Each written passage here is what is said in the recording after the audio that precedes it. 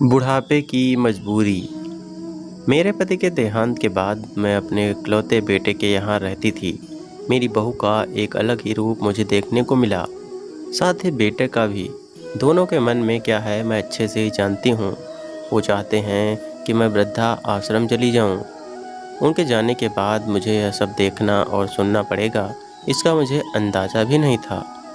पर मैं मन मार कर अपने बेटे और बहू की बातें सुनकर भी यहाँ रहती हूँ, क्योंकि मुझे मेरे पोते और पोती दिखाई देते हैं। उनकी झलक पाकर मुझे सुकून मिलता है। घर के बाहर एक टिन की झोपड़ी में रहती हूँ। मेरी बहू को कोई दिक्कत नहीं हो, इसलिए मैं घर के बाहर रहती हूँ। बेटे ने थोड़ी मेहरबानी की है तो ऊपर टिन की चादर रखवा दी है। समय समय पर थोड़ा राशन दे देता है तो मैं अपना बनाकर खा लेती हूँ।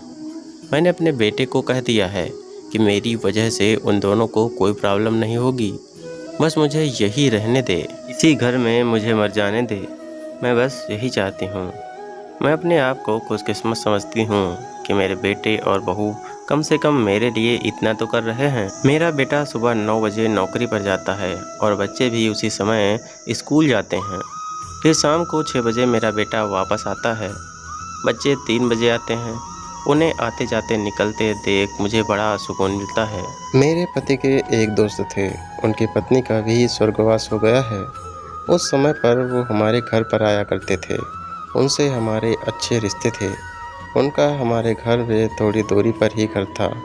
पैरों में समस्या हो गई थी, ठीक से चल भी नहीं पाते थे। वो बड़े दिनों बाद मेरे घर आए। मुझे उन्हें देखकर अच्छा लगा। उनका हाल भी मेरी तरह ही था। बच्चे अब उनसे भी परेशान थे। आकर मेरे पास अपना दुखड़ा रोते थे और इन दिनों को याद करते थे।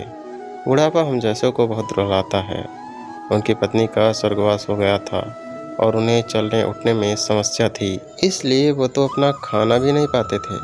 मेरे पास आए तो मैं समझ गई कि यह इतनी मुसीबत में चलकर पुराने दोस्तों के यहाँ चाय और खाने की चाह में ही जाते होंगे। उनकी भी अपनी मजबूरी थी। वो आए तो मैंने उनके लिए खाना बनाया और उन्हें खिलाया। मना कर रहे थे कि नहीं खाना, लेकिन मुझे पता था कि उनको भूख लगी है। मेरी बहू ने मुझे और उन्हें खाना खाते देख लिया। वो कुछ भी न बोली। ऐसे ही वो 2-3 बार आए।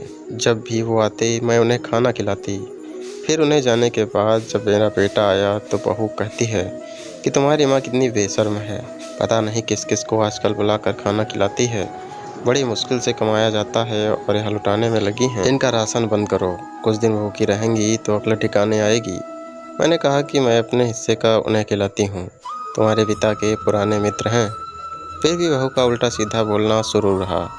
घर के बाहर रहकर उनको आज़ादी मिल गई है, पता नहीं क्या क्या करती हैं।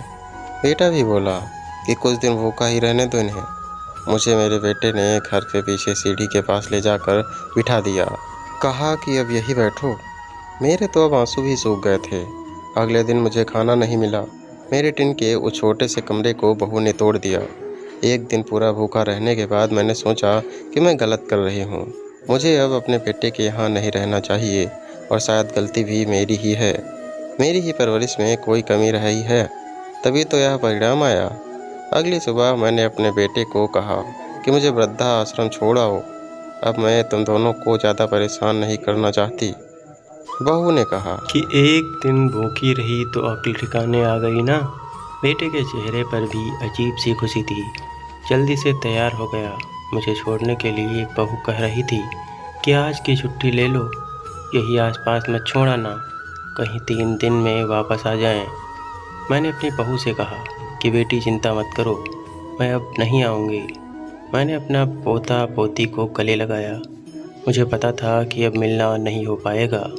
बेटे को भी चाहती थी कि एक बार जी भर के गले लगा लूं, लेकिन वो बोला चलो जल्दी करो। मैंने बहू को कहा कि बेटी अपना ध्यान रखना। मेरा बेटा मुझे छोड़ आया। वहाँ आकर मैंने देखा कि मेरी तरह कई वृद्ध वहाँ हैं। थोड़े दिन उदास रहते हुए और फिर सच को स्वीकार कर लेते हैं। मैं अब यहाँ खुश हूँ, कुछ काम भी करती हूँ। मैं चाहती हूँ कि ऐसा कहूँ कि किसी के साथ ऐसा न हो, लेकिन ऐसा कब किसके साथ हो जाए कोई बता नहीं सकता। लेकिन माँ बाप को ऐसे समय के लिए भी तैयार रहना चाहिए। बस बच्चों को पाल कर बड़ा कर दो उनसे कुछ उम्मीद मत रखो।